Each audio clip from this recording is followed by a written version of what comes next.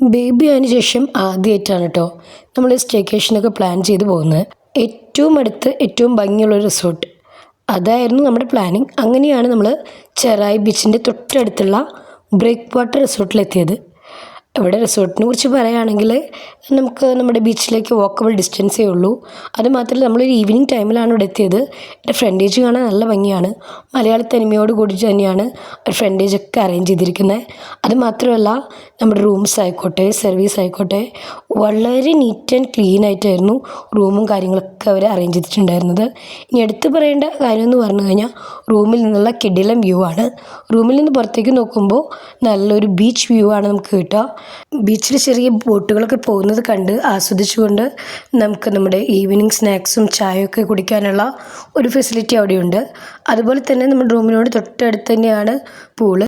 So നമുക്ക് ഇപ്പോൾ ഒരു പ്രത്യേക പ്രൈവസിയൊക്കെ പൂളിൽ ഫീൽ ചെയ്തിരുന്നു കേട്ടോ. എൻ്റെ ബേബിയുടെ ആദ്യത്തെ പൂൾ എക്സ്പീരിയൻസ് ആയിരുന്നു ഇത്. അവൻ പൂള് നന്നായി എൻജോയ് ചെയ്തു. അതൊക്കെ നമുക്ക് രാത്രി 9 മണി വരെ പൂൾ ഫുള്ളി അവൈലബിൾ ആണ്. മോർണിംഗ് നല്ലൊരു ബ്രേക്ക്ഫാസ്റ്റൊക്കെ കഴിഞ്ഞിട്ടാണ് കേട്ടോ നമ്മൾ റിസോർട്ടിൽ നിന്ന് ചെക്കൗട്ട് ചെയ്തത്. നിങ്ങളും നല്ലൊരു സ്റ്റേക്കേഷൻ ബഡ്ജറ്റ് ഫ്രണ്ട്ലി ആയി ആഗ്രഹിക്കുന്നുണ്ടെങ്കിൽ ഏറ്റവും നല്ലൊരു ഓപ്ഷൻ തന്നെയാണ് ബ്രേക്ക് വാട്ടർ റിസോർട്ട്.